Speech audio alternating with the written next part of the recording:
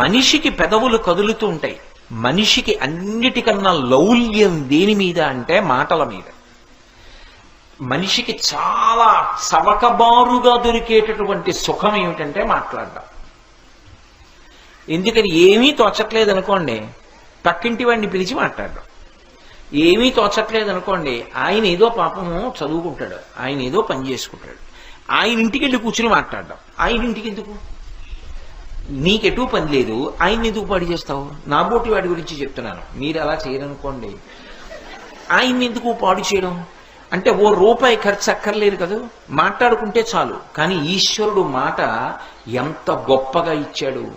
ఎవ్వరికీ లేదు మాట, మనుష్యుడికి ఒక్కడికే ఉంది. ఆ మాట చేత ఎంత కష్టంలో ఉన్నవాణ్ణి ఓదార్చవచ్చు.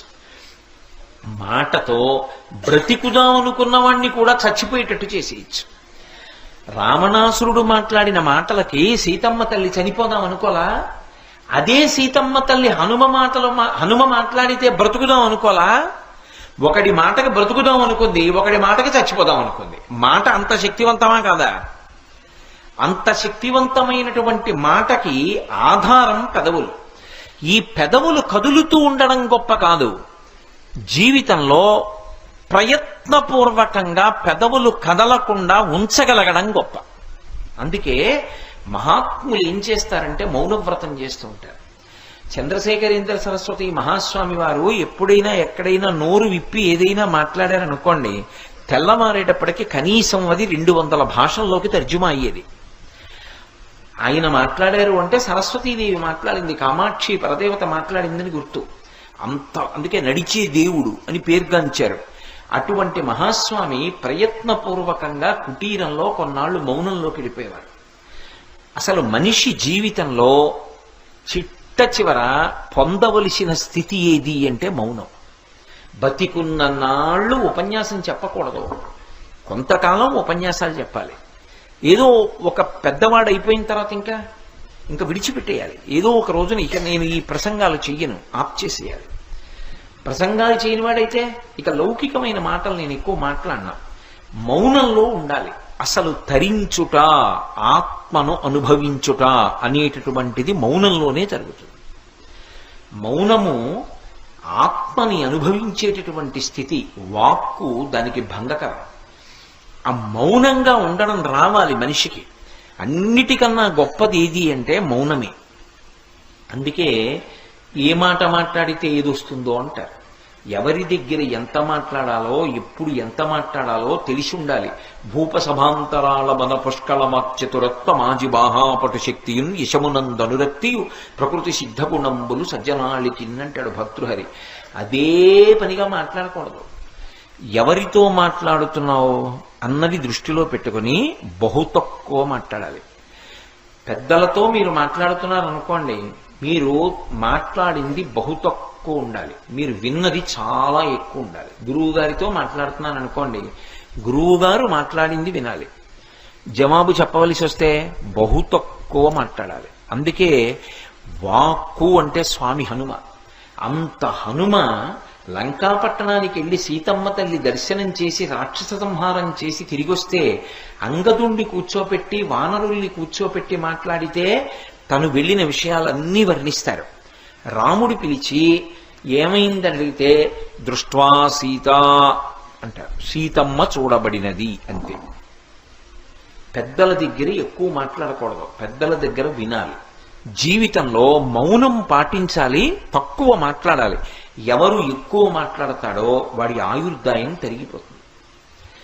100 సంవత్సరములు బ్రతకవలసిన వాడు ఎక్కువ మాట్లాడేటటువంటి అవసరాన్ని పెట్టుకుంటే 80 సంవత్సరాలకు వెళ్ళిపోతాడు. ఎవరు ఎక్కువ మాట్లాడకుండా ఉంటాడో వాడు దీర్ఘాయుష్మంతుడు అవుతాడు. అందుకే గురువు చేసేటటువంటి మహాత్యాగం ఏమిటి అంటే 10 మందికి మంచి మాటలు చెప్పడమే. గురువు గారు మాట్లాడకుండా కూర్చుంటే లోకానికి జ్ఞానం ఎలా అందుతుంది? తన ఆయుర్దాయం పోతోందని తెలిసి మాట్లాడుతున్నాడు. అది గురువు చేసే త్యాగం. అందుకే గురువు శరీరాన్ని శిష్యులు రక్షించుకుంటారు. మిగిలిన పనుల విషయంలో గురువుగారు ఇబ్బంది పడకుండా చూసుకుంటూ ఉంటారు. కారణం ఏమిటంటే గురువుగారు ఎక్కువ కాలం బ్రతకాలి, బ్రతకపోతే దారి చూపించేవాడు ఎవరు? అందుకని. అంతేకాని అదే పనిగా మాట్లాడండి అనరు. కారణం ఏంటంటే గురువు ఎక్కువ కాలం బ్రతకాలి కాబట్టి, లేకపోతే లోకంలో దారి చూపించేవాడు ఉండడని. ఈ మౌనంగా ఉండండి అని చెప్పవలసి వస్తే మనం ఏమంటాం నోటి మీద వేలేసి చూపిస్తాం. ఇలా వేలు పెడతాం. చెయ్యి ఇలా అడ్డు పెట్టామంటే దానికి రెండు అర్థాలు. ఇలా అన్నాను అనుకోండి మాట్లాడకండి అని, ఇలా పెట్టుకున్నాను అనుకోండి నోటికి చెయ్యి అడ్డు, ఎదురుగుండా ఉన్నవారు పెద్దలు అని గుర్తు. ఎక్కువ నేను మాట్లాడను, బహు తక్కువ మాట్లాడతాను, ఎక్కువ వింటాను అని గుర్తు. ఏమిటంటే ఇలా పెట్టు కూర్చుంటాం. నేను మా గురువుగారి దగ్గరికి వెళ్ళాను అనుకోండి, ఇలా కూర్చుంటాను మొదట వెళ్ళగానే. అంటే గురువుగారు నేను ఎక్కువ మాట్లాడను, మీరు మాట్లాడింది నేను వింటాను. ఇలా చెయ్యి అడ్డు పెట్టుకున్నాడు అంటే వాడికి జీవితంలో ఎలా బ్రతకాలో, ఎన్ని మాటలు మాట్లాడాలో, ఎంత మౌనం పాటించాలో వాడికి తెలుసని గుర్తు. అందుకే ఇప్పటికీ దేవతా స్వరూపాల్లో హనుమ ఒక్కరే ఇలా పెడతారు. ఆజ్ఞాపాలక హనుమ అని రామచంద్రమూర్తి దగ్గర ఉంటే ఇలా ఉంటారు హనుమ. మీరు ఇప్పటికీ తిరుపతి వెడితే తీర్థం ఇచ్చే దగ్గర చూస్తే ఇలా పెట్టి ఉంటారు. క్యాలెండర్లు కూడా వచ్చాయి ఆ మధ్య, అందులో ఉంటారు ఇలా చెయ్యి అడ్డు పెట్టి ఇలా పెట్టుకుని ఉంటారు, ఇలా నిలువుగా పెట్టి ఉంటారు. ఆజ్ఞాపాలక హనుమ అంటారు. మనిషి ఎక్కువ మాట్లాడకూడదు, తక్కువ మాట్లాడాలి, ఎక్కువ వినాలి. అందుకే ఒక నోరు రెండు చెవులు.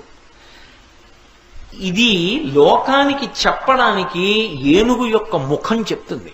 అందుకే మీరు చూడండి, చెయ్యి వేరుగా ఉంటుంది, నోరు వేరుగా ఉంటుంది. మిగిలిన ప్రాణులకి చెయ్యి ఇలా అడ్డం పెడితేనే తెలుస్తుంది. ఏనుగు ఒక్కదానికి మాత్రం నోటికి అడ్డంగా చెయ్యి వస్తుంది. నోరు కిందకు ఉంటుంది, తొండం అడ్డంగా ఉంటుంది. దాని తొండమే దానికి చెయ్యి అయినప్పుడు, తొండం అడ్డంగా ఉంది అంటే చెయ్యి అడ్డంగా ఉందా లేదా? నోటికి అడ్డంగా చెయ్యి పెట్టుకున్నటువంటి ప్రాణి ఎవరు? తనంత తానుగా ఏనుగొక్కటే. దంతములు రెండు పక్కకి ఉంటాయి, అవి నవలడానికి పనికిరావు. అంటే తినడం కోసం దంతాలు కాదు, మాట్లాడడం కోసం నోరు కాదు. బహు తక్కువ మాట్లాడి ఎక్కువ విని మౌనము చేత తరించు.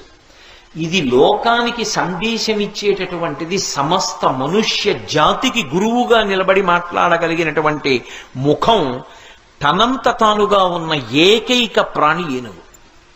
అందుకే ఏనుగు ముఖానికి అంత గొప్పతనం ఉంది. మహాదంతి వక్త్రాపి అని శంకర భగవత్పాదులు అనడానికి కారణం అది. అంత పెద్ద ఏనుగు ముఖం ఉన్నవాడు. అందుకే విఘ్నేశ్వరుడికి దండం పెట్టుకోండి అని పిల్లలతో దండం పెట్టిస్తుంటారు తప్పకుండా. ఎందుకని? నువ్వు తెలుసుకోవడం కాదు, ఎక్కడ ఎంత మాట్లాడాలో తెలిసి ఉండడం కూడా చాలా అవసరం. ఎక్కడ మాట్లాడుతున్నప్పుడు ఏది జ్ఞాపకం రావాలో అది రావాలి. ఎక్కడ ఎక్కువ మాట్లాడకూడదో అక్కడ మాట్లాడకుండా కూర్చోగలగాలి. నేను ఇక్కడికి వచ్చాననుకోండి, మాట్లాడకుండా కూర్చోకూడదు. నేను మాట్లాడినంతసేపు ధారాళంగా మాట్లాడాలి. నేను రేపు ఉద్యోగం చేయడానికి వెళ్ళాను అనుకోండి, నిశ్శబ్దంగా కూర్చుని నా పని నేను చేసుకోవాలి. అక్కడికి కూడా వెళ్ళి నేను వినాయక వైభవం చెప్తానండి అన్నాను అనుకోండి, నువ్వు ఉద్యోగంలోకి రావద్దని చెప్తారు కదా. ఎక్కడ ఏం చెయ్యాలో అది చెయ్యాలి. అంతేకాని అన్ని వేళలా ఒకలా ప్రవర్తించకూడదు. అదే పనిగా మాట్లాడుతూ ఉండకూడదు మనిషి. అది చాంచల్య బుద్ధి. మనిషి తొందరగా పాడయ్యేది, ఎక్కువ పాపాన్ని మూట కట్టుకునేది దేనివల్ల అంటే మాటల వలననే మూట కట్టుకుంటాడు. ఎందుకంటే మాటకి లౌల్యం ఉంటుంది, అందులో ఒక సంతోషం ఉంటుంది. అవతల వాడిని వెటకారం చేసి మాట్లాడడంలో ఓ సంతోషం ఉంటుంది. అదే పనిగా వెటకారం ఆడుతున్నాడు అనుకోండి, పాపం మూట కట్టుకుంటాడు. ఎక్కువ పాపం దేనివల్ల మూట కట్టుకుంటాడు అంటే మాటల చేత మూట కట్టుకుంటాడు. అందుకే దోషం దొల్లకుండా ఉండాలి అంటే తక్కువ మాటలు మాట్లాడాలి తప్ప ఎక్కువ మాట్లాడకూడదు. నోటికి చెయ్యడ్డు పెట్టుకుని మనుష్య ప్రాణి ఎలా బ్రతకాలో సూచించేటటువంటి ముఖము తనంత తానుగా ఉన్నవాడెవరు అంటే విఘ్నేశ్వరుడు. పైగా వేదం ప్రమాణవాక్కు మనకి. ఆ వేదం 84 లక్షల జీవరాశుల్లో 3 ప్రాణులను ఉత్కృష్ట ప్రాణులు అని పిలిచింది. ఉత్కృష్ట ప్రాణులు అంటే చాలా గొప్పవి అంది. ఏ కారణం చేత వీళ్ళు ముగ్గురు గొప్పవారు అని అడిగారు. అడిగితే వేదం ఈ ముగ్గురు ద్వైపములు అంది. ద్వైపం అంది. ద్వైపం అంటే ఏదైనా పుచ్చుకోవాలి లోపలికి అంటే 2 అంచెలలో తీసుకోవాలి. ఒకరికి ఇచ్చేయాలి అంటే ఒక అంచెలో ఇచ్చేస్తే అటువంటి ప్రాణులని ద్వైపములు అంటారు. తప్ప ఒక అంచెలో లోపలికి పుచ్చుకుని ఇచ్చేటప్పుడు 2 అంచెల్లో ఇచ్చిందనుకోండి హీనప్రాణి అని గుర్తు. 2 అంచెలలో లోపలికి పుచ్చుకొని 1 అంచెలో బయటికి ఇచ్చే ప్రాణులు అన్ని ప్రాణులలో 3 ఉన్నాయి. 1 మనుష్యుడు, 2 కోతి, 3 ఏనుగు, 4 లేదు. నేను చెప్పట్లేదు, వేదం చెప్పింది ఈ మాట. ఎందుకని? నేను అన్నం తినాలనుకోండి, లేకపోతే నేను పండు తినాలనుకున్నాను అనుకోండి, ముందు చెయ్యి పెట్టి పండు పట్టుకోవాలి. 1 తెచ్చి నోటి దగ్గర పెట్టుకోవాలి. 2 అంచెల్లో కదా పుచ్చుకుంటున్నాను. అన్నం తినాలి, చెయ్యి పెట్టి అన్నం ముద్ద తీయాలి, అప్పుడు నోట్లో పెట్టుకోవాలి. 2 అంచెలు. నేను మీ దగ్గర నుంచి ఓ యాపిల్ పండు పుచ్చుకోవాలి, నేను ఇలా తీసుకోవాలి, నా దగ్గర పెట్టుకోవాలి. 2 అంచెలు. పుచ్చుకోవాలంటే 2 అంచెలు. ఇవ్వాలంటే నేను మీకు పండిచ్చేయాలనుకున్నాను అనుకోండి, ఇలా తీసి ఇచ్చేస్తాను. ఇచ్చేసేటప్పుడు 1 అంచె, పుచ్చుకోవాలంటే 2 అంచెలు. అంటే పుచ్చుకోవడం తక్కువ పుచ్చుకో, ఒకరికి పెట్టుకోవడం ఎక్కువ పెట్టుకో. ఇది సహజంగా ఉన్న ప్రాణులు ఏవి అంటే 2. కోతి అంతే, చేత్తో ఒకసారి పుచ్చుకుని నోట్లో పెట్టుకు తింటుంది. అదే కాలుగా వాడుకుంటుంది, మళ్ళీ ఇలా పట్టుకుని నోట్లో పెట్టుకుంటుంది. ఏనుగంతే, తొండంతో పట్టుకుంటుంది, నోట్లో పెట్టుకుంటుంది. ఇచ్చేయాల్సి వచ్చింది అనుకోండి, అక్కడ ఉన్న అరటిపళ్ళ అత్తలం తీసి ఇలా ఇచ్చేస్తుంది. ఇవ్వడం 1 అంచె, పుచ్చుకోవడం 2 అంచెలు. అసలు మనిషి బతుకు ఎలా ఉండాలో చెప్పేటటువంటివి, అలా బ్రతికేటటువంటివి చెయ్యడంలోనే, ఇలా చెయ్యడం ద్వారా నువ్వు ఎలా బ్రతకాలో నేర్చుకో అన్నది అంతర్లీనంగా ఉండేటటువంటి ప్రాణులు. అటువంటి శరీరాలు ఈ 2 అంచెలలో పుచ్చుకునేవి, 1 అంచెలో ఇచ్చేవి 3 ప్రాణులే. అందులో ఏనుగు 1. అందుకే ఏనుగు ముఖానికి అంత ప్రశస్తి వచ్చింది.